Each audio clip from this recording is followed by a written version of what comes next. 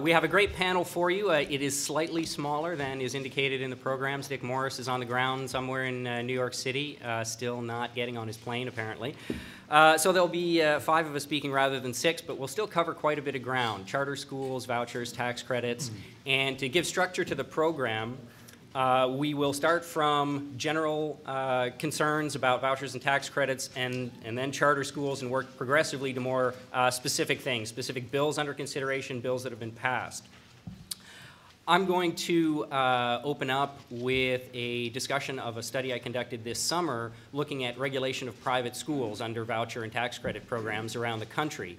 And following that, we'll hear from mystery speaker number 1. This is actually Jim Horn, who is the president and chairman of the Florida Charter School Alliance. And Jim also served in the Florida Senate in the 1990s, following which he served as Commissioner of Education for the state of Florida, a position to which he was appointed by Governor Bush.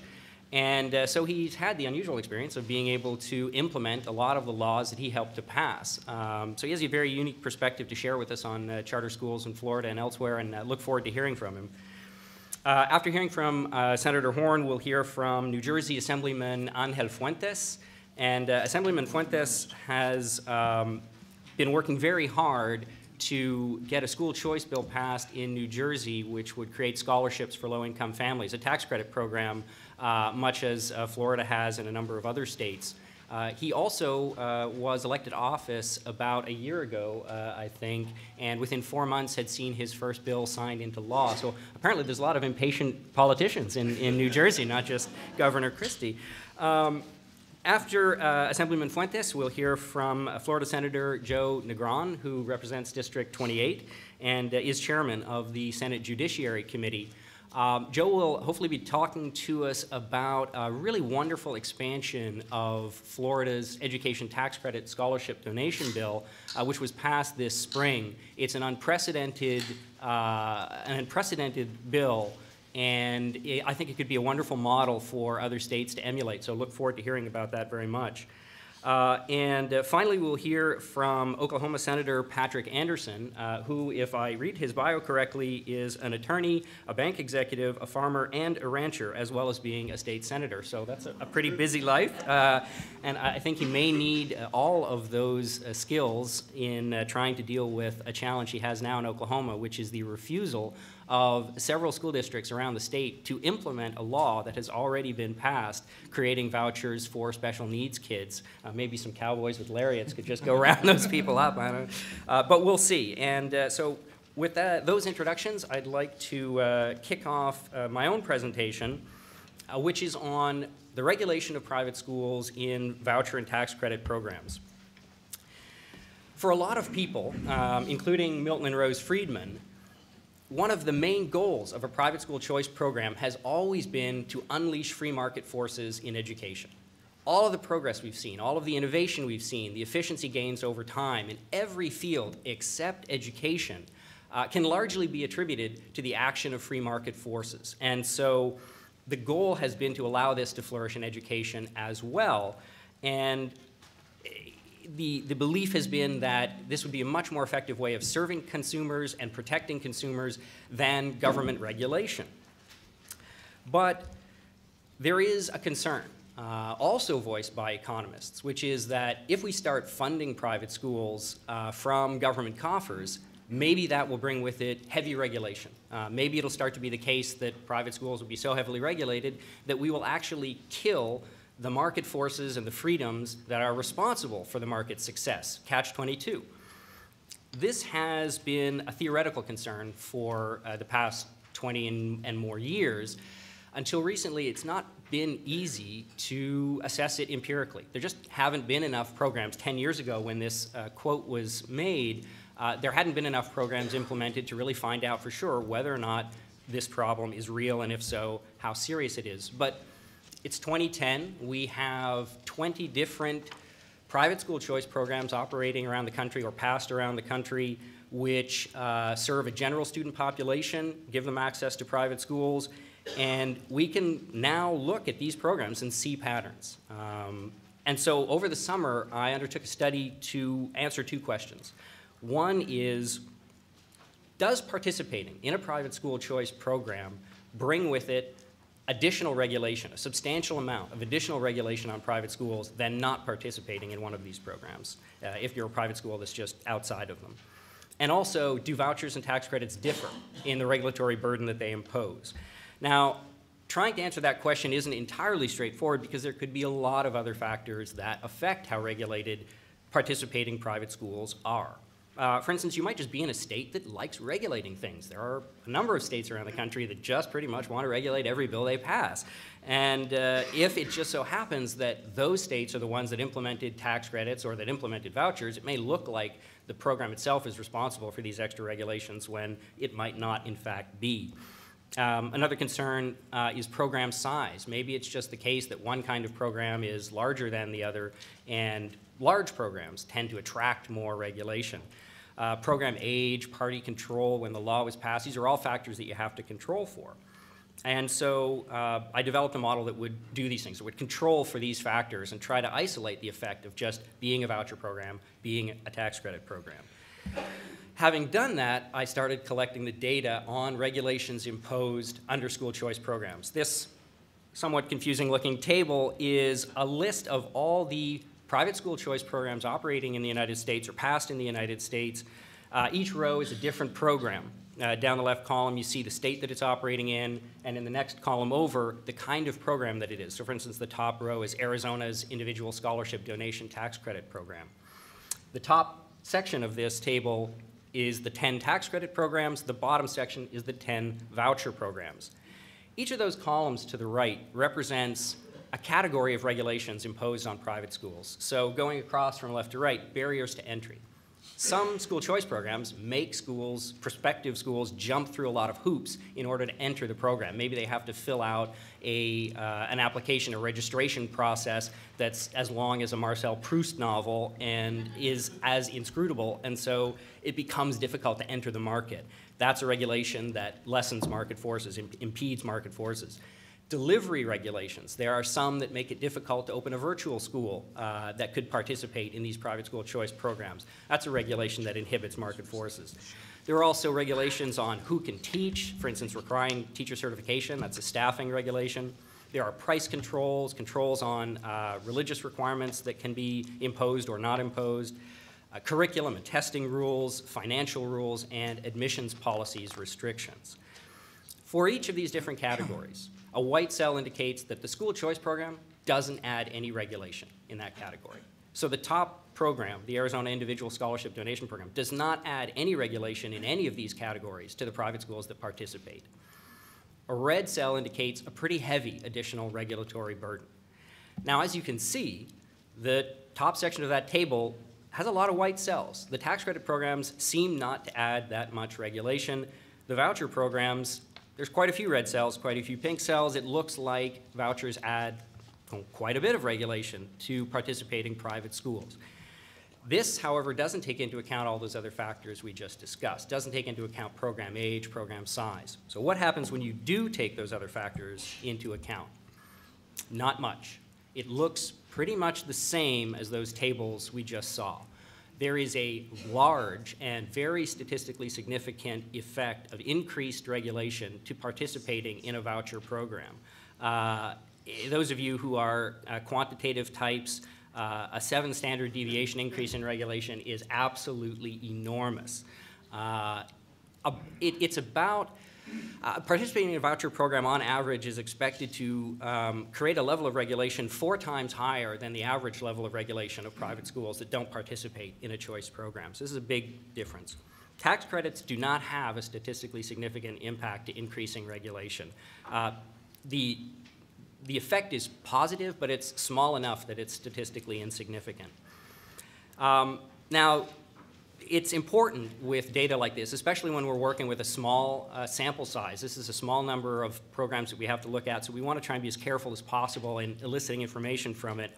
I tried different regression techniques, different statistical techniques to identify the effect, and it didn't make much difference at all.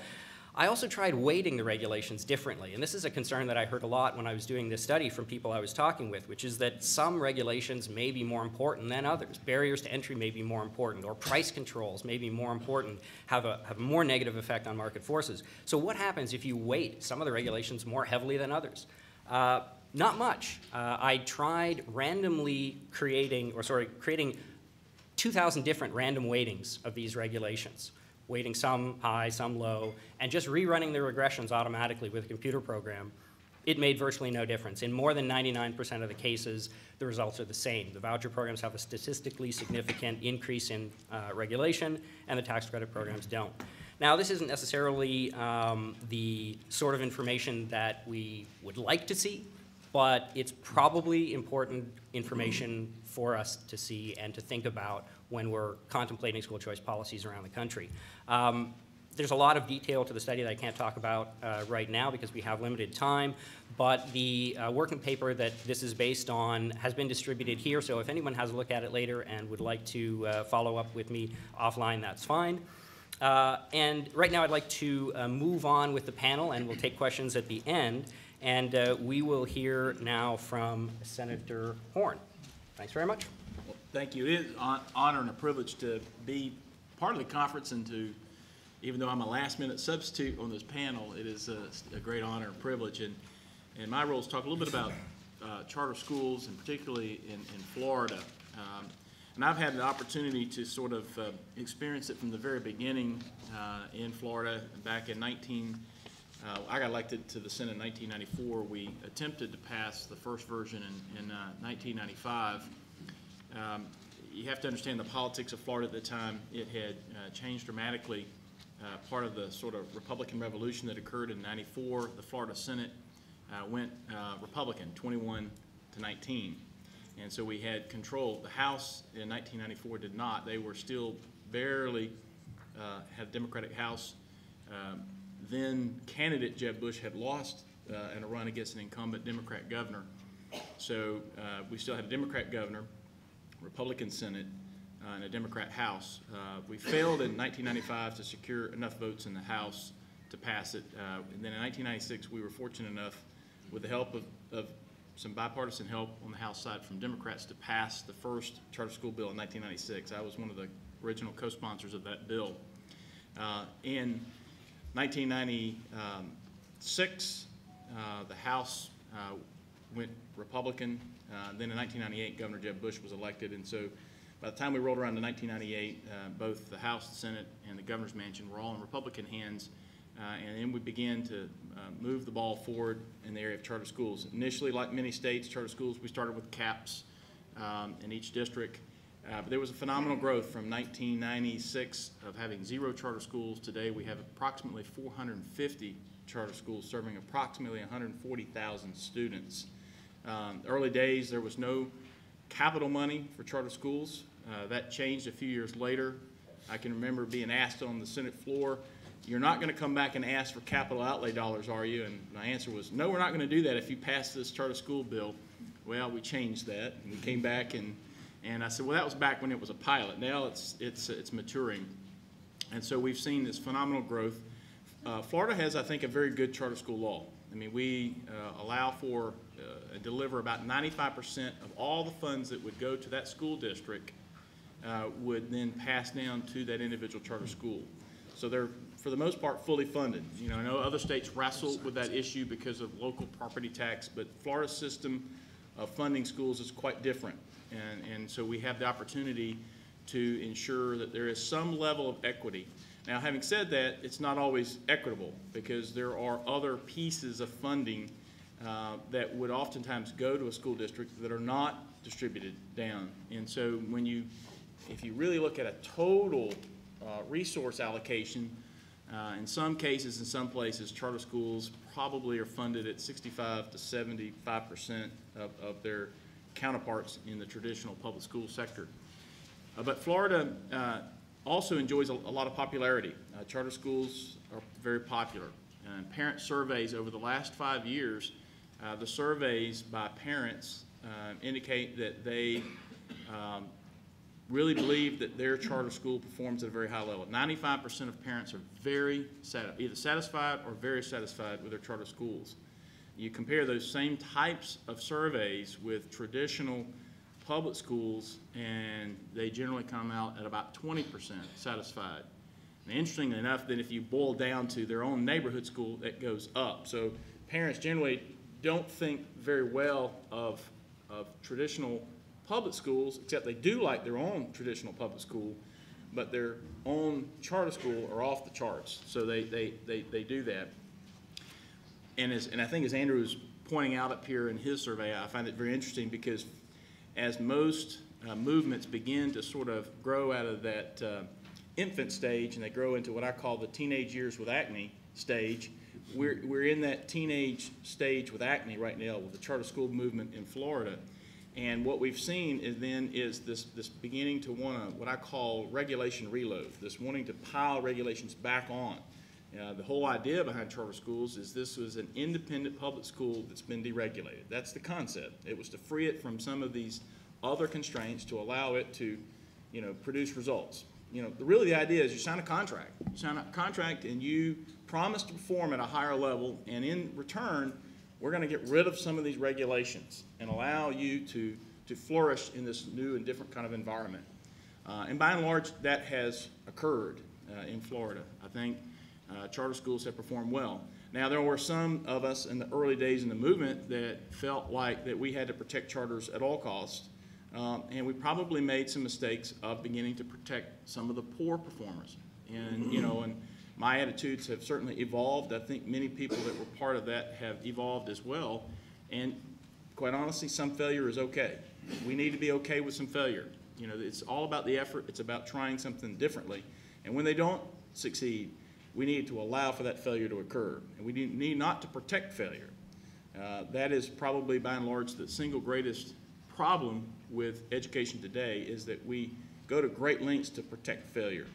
In the charter school environment, we have been closing poor performing charter schools over the last 5 or 6, 7, 8 years. We didn't always do that in the early years, and so we've allowed that to happen. And so there are a lot of data comparisons. Many different groups will look at data and compare them, and you will see that in some cases they perform not a lot better than traditional schools, and then in some environments they do. What we're, I think, seeing in Florida, we're seeing really emerging a almost new class of charter schools, of very, very high-performing charters, very high-performing charters. And you're now beginning to see new policies developed, policies that were pressed forward last year that did not pass. I suspect that you'll see them come back this year, and they'll have a lot of support in the Florida legislature to support what we call high-performing charters, a whole new classification. The idea is that we should replicate these very, very high-performing charters. We're very fortunate to have many in Florida. And what we've got to do is sort of get out of the way from these. We should not slow them down. We should allow them to replicate. We should expedite approval processes. In Florida, you have to wait 3 years to qualify for capital outlay. We need to get out of the way for these high-performing charters. We need to allow them to qualify immediately, because the idea behind the 3-year wait is to prove yourself. But if you're replicating a high-performing charter, you've already proved yourself. So the idea should be, let's get them into the pipeline immediately. Let them qualify immediately. And let's allow for some automatic increases in enrollment. Let's not make them keep going back to the school district to ask, Mother, may I, can I increase? We have a 1,000-person waiting list. And we've got many charters that literally have a waiting list of over 1,000 students waiting to get in that they cannot serve. And we need to be able to eliminate those waiting lists. We need to allow these very high-performing charters, the kind that you've seen in the movie, obviously Waiting for Superman in the movie Lottery, we need to allow them to be able to go do and replicate. And so that's kind of the state of affairs in Florida with charter schools. The idea is to empower parents. Philosophically, I believe that we should strap the resources on the back of every child and let their parents be empowered to be able to make these kinds of decisions and let them choose the right path for their students. A lot of people take that as an indictment of the public education system, but it's not. We all now have learned a lot with research that proves that all children learn differently. In Florida, I know we've learned that children learn to read differently. And the sad part is we probably haven't been doing it right for 30 years. But now we have the benefit of a great deal of research that means that we can do it differently. And so charter schools are only one part of it. You'll hear momentarily about scholarship programs and voucher programs, and you've heard a lot about virtual education. They're all a piece of the overall puzzle, and they're a significant part of it. Charters have kind of led the way. We've since seen many other choice opportunities in Florida, and you'll hear a lot about them from another one of our great senators from Florida who's been a leader on this issue. So that is the state of affairs in Florida. You'll continue, I think, to see an accelerated growth, but probably more focused on truly the higher performing charters, being able to distinguish themselves, being able to get rid of the regulations, and avoiding the reload of regulations that you see have a tremendous negative effect on the ability to perform and do what's necessary. Great. Thanks very much, John. Assemblyman Fuentes? Sure. Good morning, and thank you for this invitation. I do need to add, if we have any businesses or business owners, if you wish to relocate to New Jersey, please see me after the meeting. Sorry, guys. Please see me. We have some great incentives. Again, I just want to say thank you and good morning. Having received my early education in public schools and after years of carefully listening to my constituents, many of whose children suffer the poorest odds of the likelihood of success in their lives as they underperform in these very schools, I am well aware of the challenge presented with children who come to school from homes where families greatly struggle to get by day to day. Rather than accept a future of financial despair, lowered expectations, and dashed dreams for these children, I have personally vowed since coming to the Assembly for solutions that offer real hope that knows no partisan boundaries and that allows poor children a very reasonable opportunity to learn and achieve in their lives. It's funny when the moderator stated that it took me 4 months where I had a bill and Governor Christie, who was here last night, signed it into law. And now I'm having some struggle, and I see why, with this Scholarship Opportunity Act. But I'm a fighter, and I'm going to continue.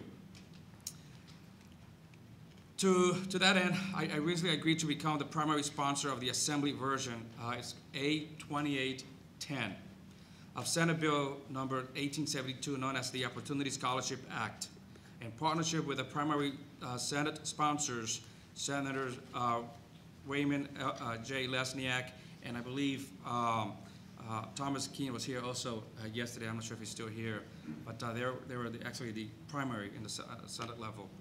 I am diligently working to ensure the Act receives the full support of my esteemed colleagues in the Assembly. I can tell you that this week I'll be sending to my colleagues the third, sort of a compassionate, persuasive letter to get them to support this bill. What is the purpose of the Opportunity Scholarship Act? Among other things, the Act creates a 5-year pilot program to provide tax credits to corporations, which contribute funding to the nonprofit organizations that in turn provide scholarship to low-income children who attend a chronically failing school or non-public school to pay tuition at a district or out-of-district public schools, or in district or out-of-district non-public schools are located in New Jersey.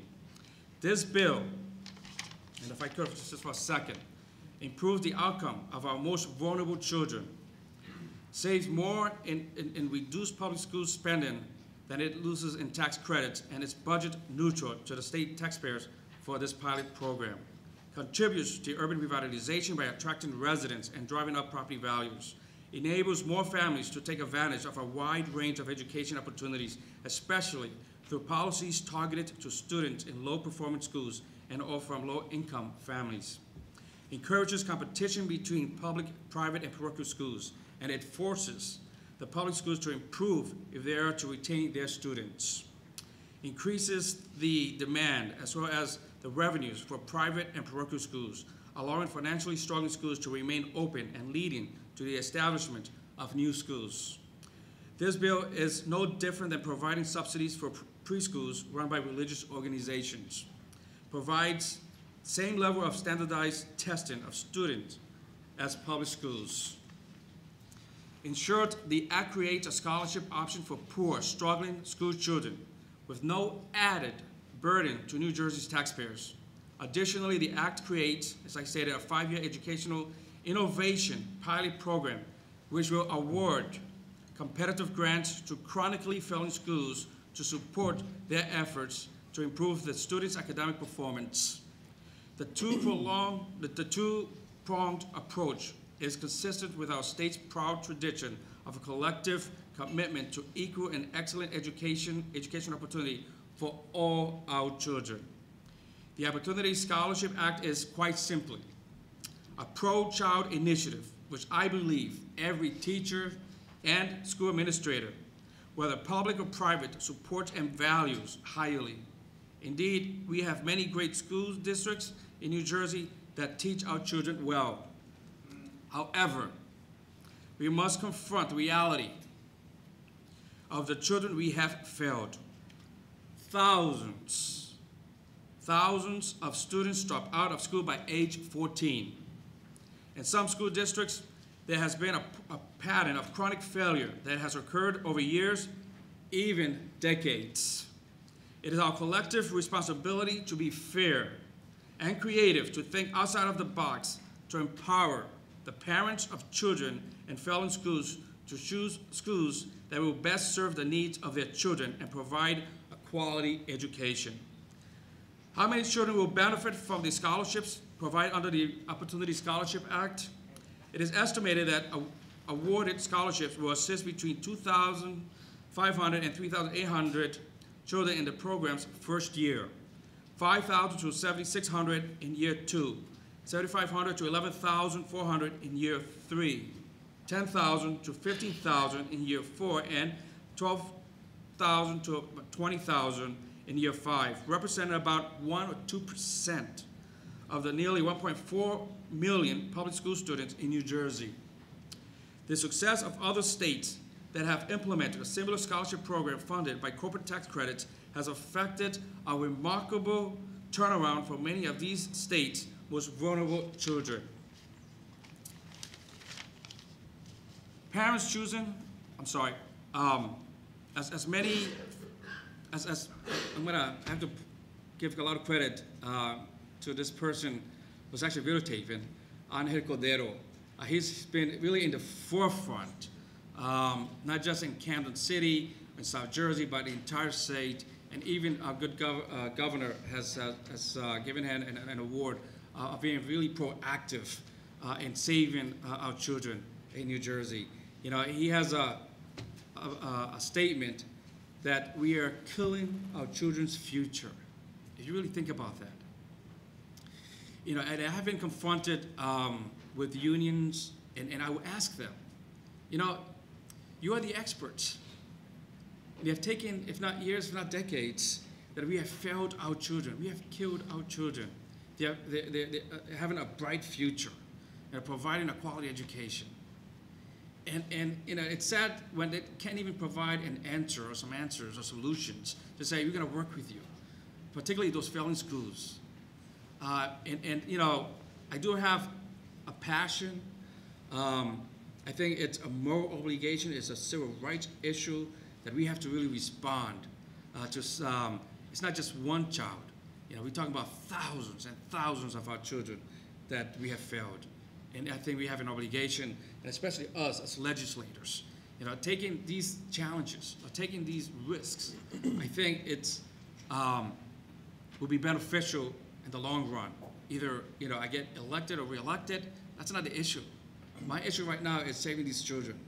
And I can tell you that, you know, having these parents come to the office and seeing their tears, I think we have an obligation. Whatever we, you know, if it's the voucher, the charter, or even scholarships. So I just want to end it by that and saying that you have a friend in New Jersey, and I'll do my very best to persuade and convince my colleagues that this is the right thing to do. Thank you. Thanks very much.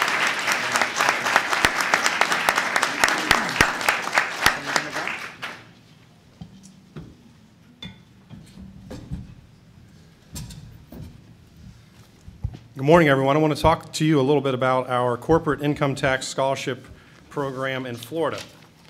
And let's go through this. I think the other way. There was a 50% chance that I would push the right button. And a 50% chance. Here we go. Okay, good. First of all, I'm going to go through these very quickly because I want to show you a quick video. It's 2.5 minutes when I'm done. This just shows you how the program sort of got started. The huge demand, 12,500 applications for a $1,500 scholarship. And why do we need, we talked about charter schools, and they're certainly an important piece of the puzzle. But as you can see, just in Jacksonville, look how much more participation we have with our tax credit option that we give people. When this program started, and John Kirtley here, John, stand up so we can recognize. John Kirtley is really the father of the corporate tax scholarship program. You've heard about Governor Bush and the programs that he did, but there was a lawsuit that contested a lot of the initial program, and so the good thing about tax scholarships is that they're a legally secure way to move forward with school choice. Whoops, hold on. What am I doing here? Oh, it said down. I had up for PowerPoint. Okay, here we go.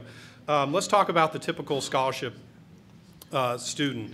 One of the things that we were accused of when we started this program was, well, it's creaming. You're going to take the best students out of public school. We're going to take advantage of these programs, and then it's going to make our job even more difficult.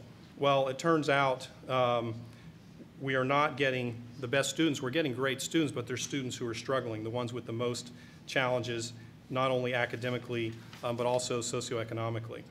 And there was a statement that these were going to be these elite private schools. It turns out they're small. Many of them are faith-based. The average tuition is only around $6,000. What's most important to me, because I believe that parents are the primary educators of their children and their responsibility for educating them rests with the parents, that how do people vote? How do people, what options do they pick? And as you can see from when the program really got up and going, look at the demand and the waiting list. And in fact, I had the bill that we did, and I'll talk about in just a minute, last year to expand things. One of the teachers union officials during her presentation kept talking about our children. Well, our children need this and our children need this. And I don't think I did it in a discourteous or rude way, but I just said, I have a little different perspective. I don't think they're our children. They're the children of the parents, and you have the right to raise your children the way you see fit, but don't substitute your judgment for the judgment of other people. I think that's extremely condescending, that somehow you're the anointed one and know what's best for all the children. All the children don't belong to you.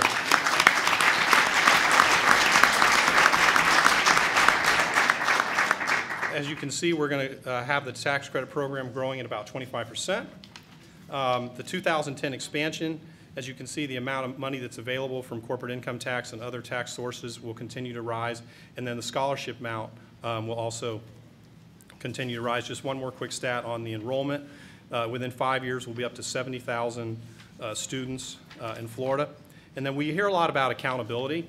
And my response is that we have a hard enough time managing the public schools of Florida. And by the way, my children and my wife Rebecca's here. Our children attend public schools. I'm not part of the throwing bombs at the public school system. My children go to public school. I think they do a good job. In fact, I don't know how they handle all the responsibilities they have and all the challenges that they have. So I do think that it's reasonable to say, well, if you're going to use taxpayer money for schools, there should be some accountability. And we did increase that this year with a CPA required report, also with having norm referenced testing. We know from a study at Northwestern University that scholarship programs actually increase the test scores of public schools that are most impacted. And this is the part that I like talking about the most. And this is, we're in the speed round before I do my video, so let me make 3 quick points. Number one, we are in the persuasion business. If you're in politics, we're not in the hectoring, lecturing, or scolding business. I don't know about you. I don't appreciate someone approaching me with the attitude that you're wrong, I'm right, and I'm going to tell you why you're a bad person. Our job is to persuade. Well, I happened to do this bill in 2001 when I was a member of the House. And here's how it went. I presented the bill. The Democratic leader, Doug Wiles, got up at the end and said, you can have a pig if you put lipstick on, it's still a pig. And he walked over to my desk. I was a freshman. I barely knew my way around. And he handed me a stuffed pig. And I don't know what the etiquette is when someone hands you a prop on the floor of the House. I wanted to throw it at him, but I didn't think that would be appropriate, so I just put it on my desk, which I think is actually the etiquette. But everybody laughed. There was a picture of me in the paper holding this silly pig. Every single Democrat in the House voted against it. It was extremely unpopular. Several Republicans voted against it. Now, let's fast forward to 2010. You can see the numbers, so let me just tell you a story to illustrate it. I had the bill expanding the program in the state Senate just this past legislative session. Senator Al Lawson, who you'll see in the video, a very impressive person, African-American Democrat from Tallahassee, played Division I college basketball, much better and much more impressive speaker than I am.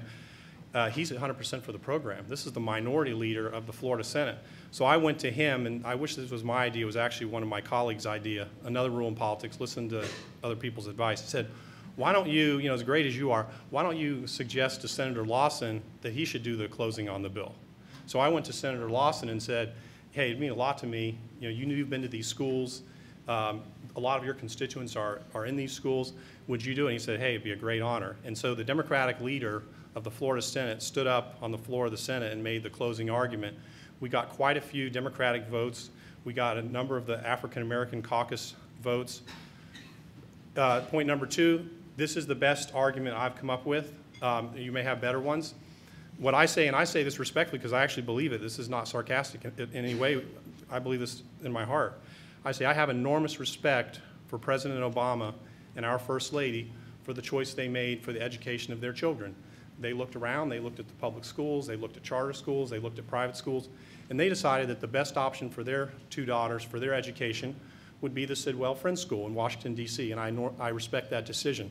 All I want is that all people, regardless of their income, regardless of their zip code, regardless of their neighborhood, have the same exact choice that our President and First Lady have. And there may...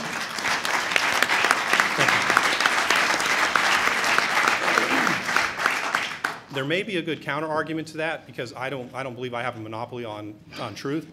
But so far, no one's come up with one. No one said, well, people kind of say, well, that does sort of make sense. And that's one reason I think we're getting so many votes. The last point before I show you the real quick video, if I can do the technology, is you get allies from unexpected places when you're working bills and in politics. Senator Chris Smith, another African-American Democrat, young lawyer from Fort Lauderdale who I'm very good friends with and like very much, he was on the fence about how he was going to vote on this. So again, I was persuading him, not scolding him, saying, hey, what do we need? I think we were talking about the bill back and forth. And he called me over to his desk right before the vote and said, just want to let you know I've thought about it and I'm going to vote for the bill. And I said, oh, well, that's great. I finally won you over. He goes, no, you didn't do anything. Said, my mama's pastor is sitting up in my office, and he is not going to leave until after this vote. So, anyway, sometimes you do what you have to do. All right. I got 3 things to do here. Push escape, and then do something about minimizing something. Let me see if I can do that. I need to be part of the digital revolution. I still like books and notebooks and all that kind of stuff. All right, there's 2 out of 3. You're over 30. Yeah, I am. And I'm not changing either. Okay, here we go. I promise 2.5 minutes, and I don't have anything else to say because I think the visual images and the people that drove 10 hours in buses to come to this video says it all.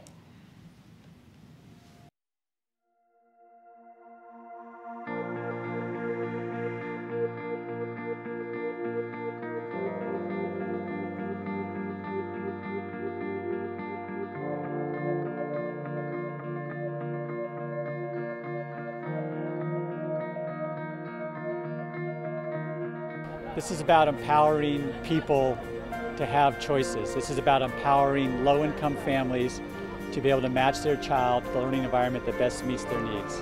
This is about providing equal opportunity for all people, regardless of their income, regardless of their skin color. This is making sure every mother and every father has a chance to educate their child in the way they need to educate them. What do you want? When do you want it? Ladies and gentlemen, I'm so proud to tell you that regardless of party, Florida stands for you. There's no partisan politics about kids. It's all about doing what's right first and foremost. As long as we put the children first, we cannot get it wrong. As a messenger of the Southern Christian Leadership Conference, and I'm here to proudly proclaim that the organization created by Dr. King believes that a scholarship for low-income children is one way to break the cycle and close the gap. This is not about public schools versus private schools. This is about finding the place where every single student learns the best. This is about fulfilling that very American promise of equal educational opportunity. I have had parents that approach me and tell me about the problem that their kids have had in different schools. And because of this alternative, their kids have been turned around and have the opportunity to excel and to be the best that they can possibly be. These scholarships are critical to providing opportunities, and we stand by you, and we are proud to help you all get a step up. These teachers teach in public schools. That's right. They are public school teachers who are here to fight for options for underprivileged Hispanic children. Choice is important. Choice is important. When we have our children, it is important for us to be able to determine how we want them to be educated. Without the scholarship, I would probably have dropped out of school. Today, I am proud to say that after all the challenges that I faced, I am college bound.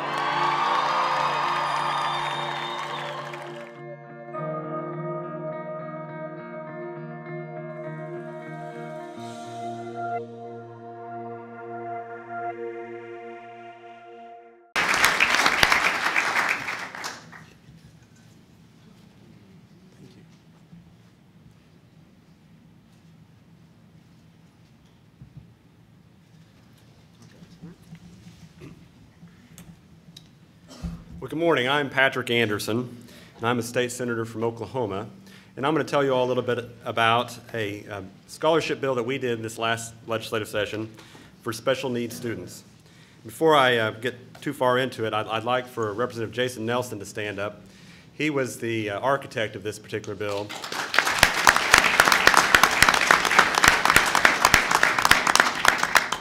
He did all the heavy lifting, and I get to take all the credit, so it worked out pretty well. But let me tell you what we tried to do and what we did accomplish. The purpose of our bill was to allow parents, all parents of special needs children, to have the opportunity to pursue the best educational opportunity for their particular child. You know, wealthy parents already have options, but statistics show that most marriages where special needs children are involved end in divorce. So oftentimes you have single parents that are trying to raise a family, take care of their child, and they just don't have the economic ability to provide choices for their particular child. What our particular bill does is it allows the state funds that the state of Oklahoma applies for every particular child to be used as a scholarship for that parent to choose where to send their child to school. They can send to a private school, or they can, of course, stay in the public school. It's very important that we note that we're only talking about state dollars. We did that to avoid any problems we run into when we involve federal dollars. The requirements for our particular bill are that the child must first attend a public school. The child has to have an IEP, an individual education plan. And if the parents that do apply for a scholarship, the child has to attend an accredited private school, and that accreditation comes from the State Department of Education in Oklahoma. The scholarship amount is roughly about $7,000, just to give you an idea. So in many cases, that doesn't actually meet the full tuition of a private school, but it certainly does assist. The payments are made to the parent, but sent to the private school. That's to get around some constitutional problems of making state dollars going straight to a private school. The payments are made in arrears on a quarterly basis. So the child has to be shown to have attended the school before a payment is made. Our program was based upon the McKay scholarships that they have in Florida, and I'm sure you've probably heard a lot about those programs. If you haven't, I would certainly encourage you to learn about the McKay scholarships. The McKay scholarships, I believe, have been out for about 10 years now. They have a proven track record. The test scores in Florida, and I'm here bragging about Florida, I'm from Oklahoma, but the test scores for special needs students in Florida that go to the private schools have gone up. The test scores for the special needs students in Florida that stay in the public schools have gone up, all since the implementation of this program. They're fantastic statistics. And one of the things we looked at when we did the bill in Oklahoma is we compared what has happened in Oklahoma over the past 10 years and what had happened in Florida. 10 years ago, Oklahoma's students, special needs students, were scoring higher than the students in Florida. Today, for the past 10 years, the Oklahoma students have been flatlined, no improvement. Florida students have skyrocketed. You know, that was a huge selling point for our legislature on why we needed to do this. Now let me tell you a little bit about the legislative process. Representative Nelson asked me to carry the bill on the Senate side, and in Oklahoma you have to have a Senate author before a House bill can move forward. And I said, sure, I'd be glad to do it, because we both had a passion for children and thought this was the right thing to do, but I never dreamed he would ever get it out of the House. So in Oklahoma, our two chambers are controlled by the Republican Party. Our governor, our current governor, is a Democrat, and he's been known as the education governor. He's helped to raise the salaries of our teachers, helped raise the funding for public schools to all-time high levels. His wife is a retired public school teacher, so I didn't think there was any way we were even going to get him to sign the bill if we got it through the legislature. But lo and behold, we did, and I'll tell you more about that in a minute. The other thing we did is we met with the families, and we had them come and speak at the legislature about what they've experienced.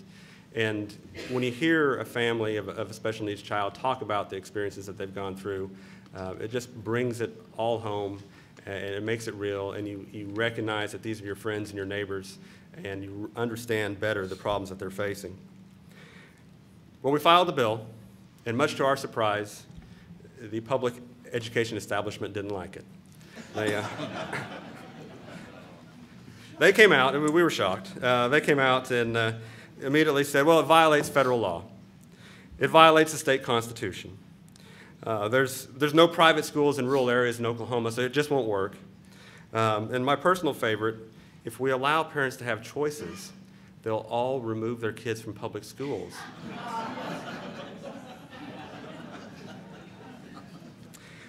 Well, that kind of made me feel like we were on the right track. So Representative Nelson and I met with the education lobby and with superintendents, the State Department of Education. We met with their attorneys to find out what they thought was so wrong with our bill. And the result of that is we made amendments to our bill. We fixed the problems that they pointed out were in our bill. So what was their response? Well, they sent out talking points to all 541 school superintendents in Oklahoma, which is one of our problems in Oklahoma. We have 541 school districts, telling all the horrible things about the original version of the bill, not the bill that was in front of the legislature, and telling their superintendents to contact your local legislators and tell them what an awful thing it is. Well, the problem with that was some of those superintendents liked the bill, and they shared those talking points with Representative Nelson and myself. So we were able to prepare a point-by-point counter-argument to everything that they were saying and present that to all of the members of the legislature. As a result, we were able to kind of show that the education lobby wasn't being completely truthful with their arguments. We were also able to show that the true issue appeared to be the funding dollars, not what was in the best interest of the children. And with that, we were on our way. But there was one other game changer that Representative Nelson knew about, but he never told me about it. And that was, he already had the governor's vote.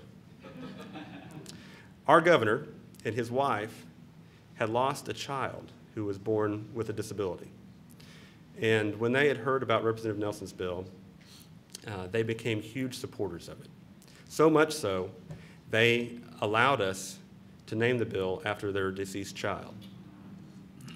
And when that happened, the game changed. We didn't gain a whole bunch of Democrat support, but what we did do was we got the Republicans to be solidly behind what we were doing because they knew the governor was going to sign the bill. They knew we were doing the right thing. And then there was one other little important information I'm going to share with you that was very instrumental in getting this bill passed. Representative Nelson had a contact to Governor Jeb Bush and was able to get Governor Bush to make some strategic phone calls to some of our colleagues to really helped them understand not only how important it was in Oklahoma, but how successful it had been in the state of Florida.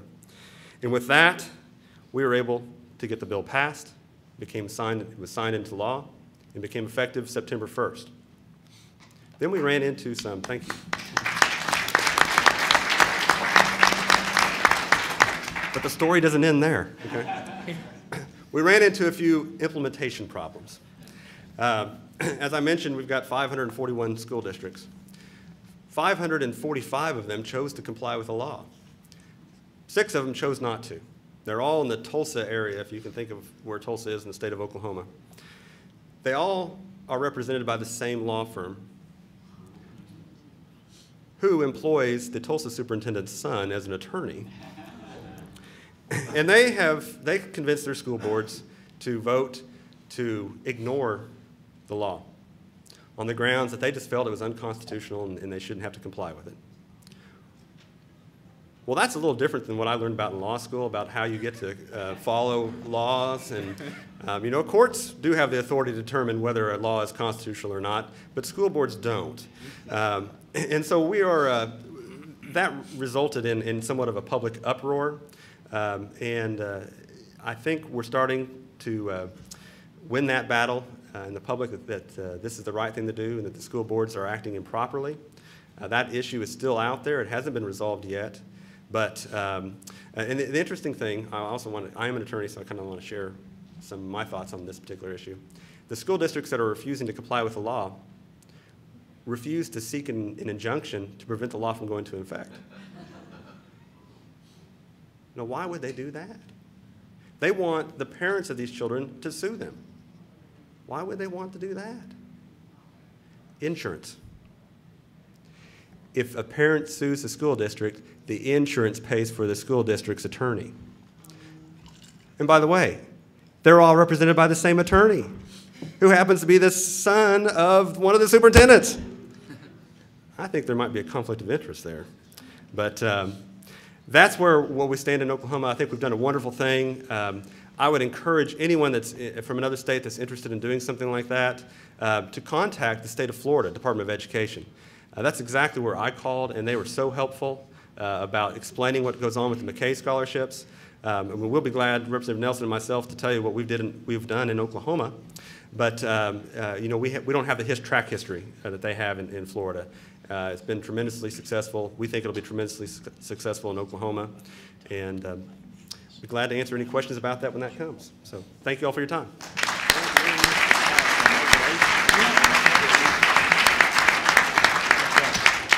Well, thank you all very much. Great presentations, and I'm sure a lot of you have questions, and we have a big full house here. So why don't I open it up immediately to questions from the audience. There's a microphone in the middle of the room, and if you'd all like to ask away, please do so, and I will take the questions as they come. Yes, sir. Hi, I'm Pete Denton from New Jersey. Great to see one of our leading Assembly people here. Angel, good to see you. I don't have a question, but I want to make a comment to follow up Joe. I think you made a comment about President Obama, which I think most of us here probably agree with, but Darrell Bradford, as executive director of E3, I think made the seminal observation on that issue. The issue isn't where the president's kids went to school. The issue is where he went to school. He went to an exclusive private school in Hawaii, and he never would have been president of the United States without that opportunity. And I think that's the tragedy in the Obama saga. Yes. Hi, maybe Andrew, if you've done research on this, I was just wondering if there was any pros and cons, or if you've seen any trends over time in an individual scholarship versus the corporate tax credits and how those are working out, playing out. There are reasons for thinking that there might be differences with the individual tax credit programs, which just cut the taxes on families to pay for their own children's education, versus the scholarship donation programs like Florida's, where a business or an individual gives money to a nonprofit scholarship fund and they distribute scholarships, private scholarships, to low-income kids. Unfortunately, there are only 2 operating education tax credit programs right now that are directly for parents' own educational costs, and that include tuition. So we just don't have enough evidence yet to see a pattern between those 2 programs. But years ago, I asked Milton Friedman about this, and he seemed to like direct tax credits above a lot of the other ways of increasing school choice, just because they're the least distorting of consumer behavior. All you're doing is letting families keep more of their own money to spend on their own kids' education, and he thought from an economic standpoint that would get you the freest market. But yeah, let's... My name is Mark Claypool. I'm the CEO of Educational Services of America, and we provide services all over the country for children who are at risk and who have special needs. And we operate in 20 states, so we're agnostic about funding, and so we really just first seek to reach kids. Having said that, what happens is that we have some charter schools, we have a lot of contract schools, we have some private schools, we have vouchers. We're involved in a lot of different funding mechanisms. The thing that really worries me still after all this, and I've been at this since I had hair, so nothing much has changed with regard that for-profit companies are kept at arm's length from actually addressing the market needs. The irrational market that we have creates a barrier to investment. I know, without a doubt, that if for-profit companies were allowed to directly operate charters like they are in Arizona, in every other state, that I could raise probably $300 million in the next 90 days to go attack problems in different states and get there very quickly. New Jersey, a state where I don't work, I do work in Oklahoma, work in Florida. New Jersey has this onerous requirement that if a special ed company comes in, a company like ours to provide special ed services to school districts, better, faster, cheaper like we do, we're capped at a 4 or 5% profit margin that's defined by the state. And that is a real barrier to investment, because I can't return a decent investment to my shareholders. Not that I'm some money-grubbing oil driller. Believe me, there are a lot easier ways to make a living than doing what I do. When are we going to kind of quit bolting little solutions on around the elephant in the room and just look at it square in the eye and say, it's time. We have momentum. We have political oomph now. There's a lot of attention on these issues. Let's just hit this square in the eye and knock down these ridiculous barriers to letting the for-profit sector actually address these huge social problems.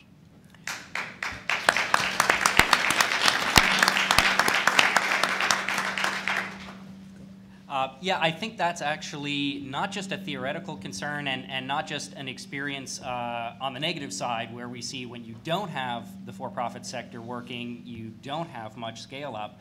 We see in Sweden examples of the positive side.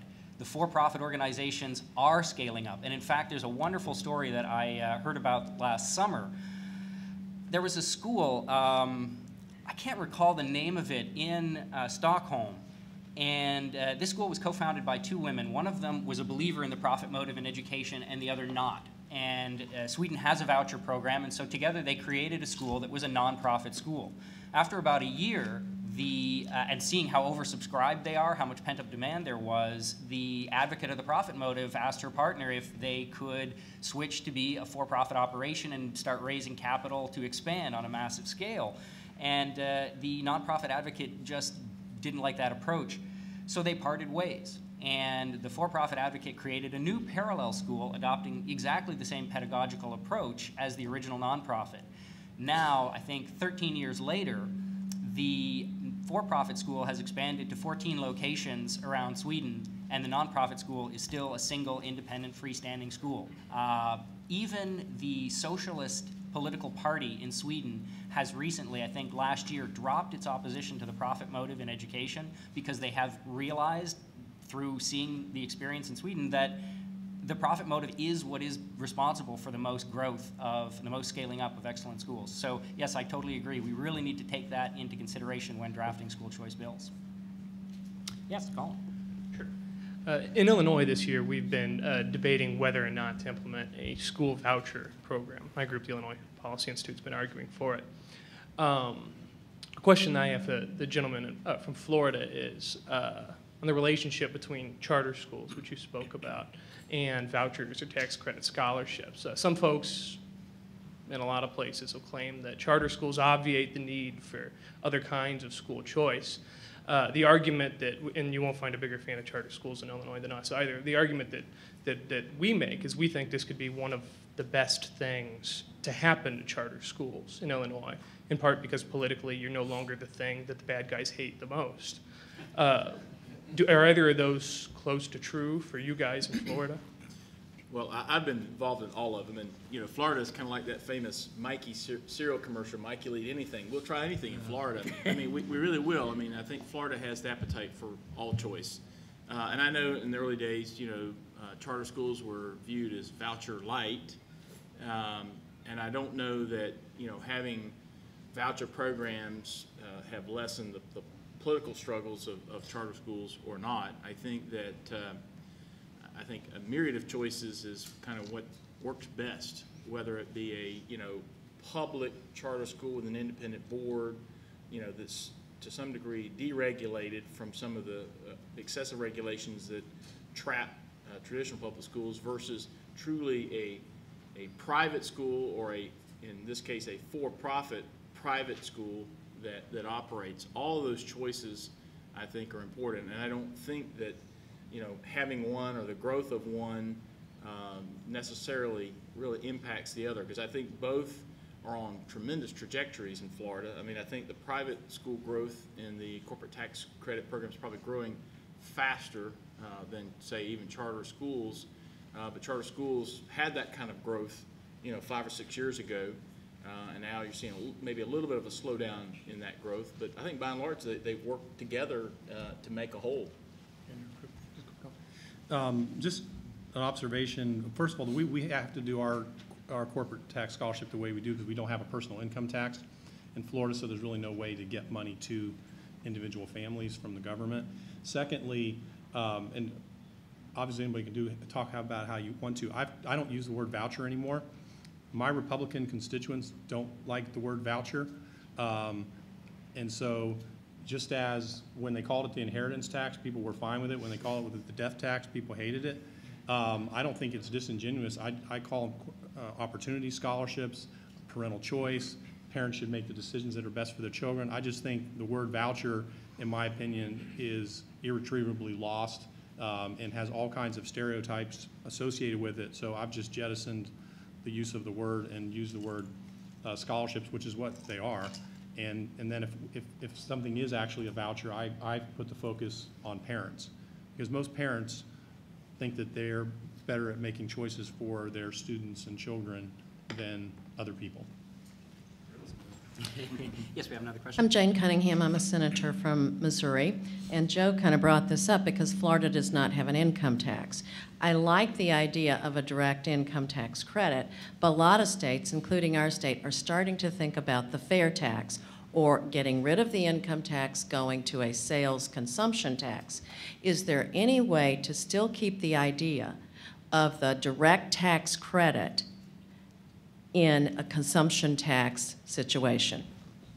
There is a model for issuing tax credits against sales taxes, and not specifically credits, but tax deductions. Under federal law, states that don't have income taxes can also be eligible for a credit against their federal income tax payments if they've paid state sales taxes. And so Washington State, where I'm from, has been eligible in the past at least for an income tax deduction on federal income tax returns based on state sales taxes paid. And it's calculated in one of two ways. Either the amount of the deduction is given by a table based on income, And of course, the IRS is not very generous in thinking how much sales tax you paid because they want as much revenue as they can get. But they also allow you to itemize large payments. So if you happen to buy a car in a particular year and had to pay a lot of sales tax on it, and bought any other large ticket items, appliances, you can simply itemize your sales tax payments and get a deduction for those against federal income taxes. So I think it's a great basis for extending the tax credit model. Yes, we have another question. Senator-elect Carla Nelson from Minnesota. I have a question for Senator Anderson about the special needs scholarships. We know there's a large variety of needs as far as students with IEPs, and they have a lot of different price tags associated with those. I'm just suspecting that you heard the argument that those least costly special ed students to educate will be taking advantage of this scholarship and leaving the most costly special education students to educate for the public schools. And I'm just wondering how you overcame that. Excellent question. We did certainly hear that. The way the funding is in Oklahoma, depending on the severity of the disability, is more dollars are involved. When we wrote our bill was if you had an IEP, you were qualified for the scholarship. And we immediately got, well, wait a minute. That means all these star athletes are going to go to these private schools. They're going to leave, and we'll be stuck with the most difficult students.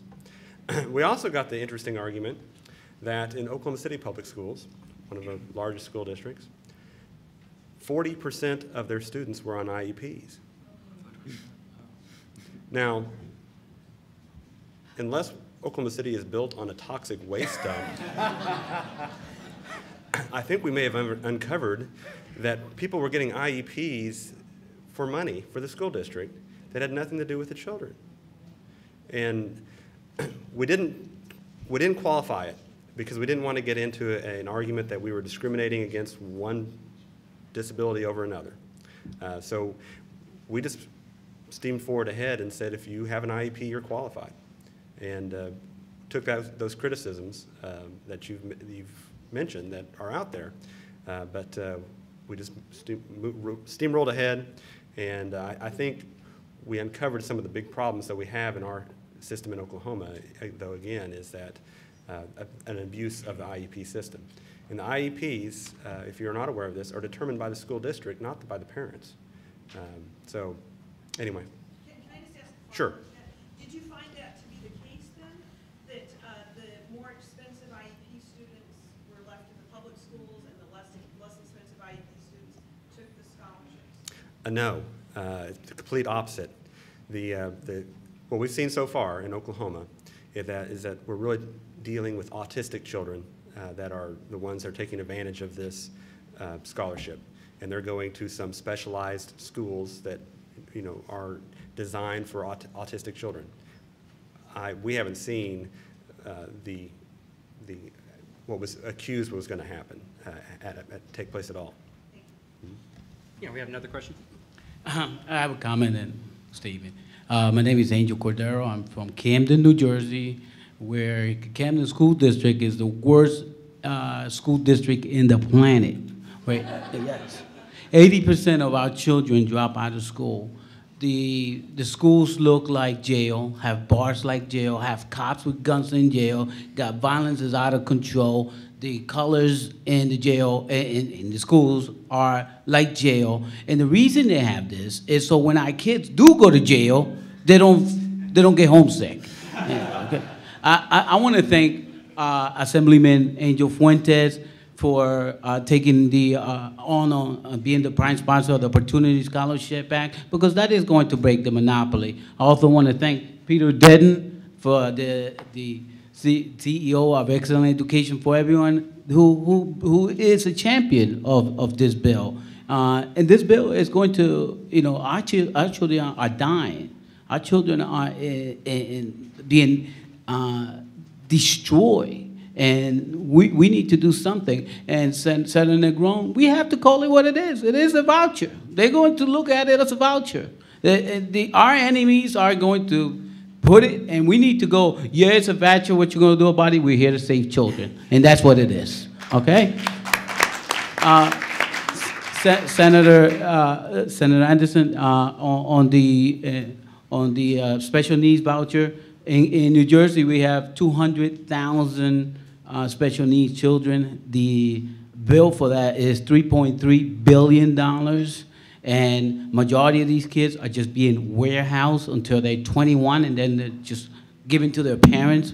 It is a major crisis, and after we pass this bill, the Opportunity Scholarship Act, Assemblyman, we should look at this other bill. Thank you. I think we have time for one more question. I just have a technical question. Isn't there an equity problem when you work with tax credits instead of opportunity scholarships because of the people who get to have the tax deduction? And if you've looked at or worked with income contingent loan systems as have been experimented in higher education? On the second part, no, I don't think I've seen much investigation of income contingent loans for the K-12 level. And on the first question, there are actually two different kinds of scholarship programs. One of them can only serve middle or upper income families depending on eligibility because it can only serve people who have a tax liability.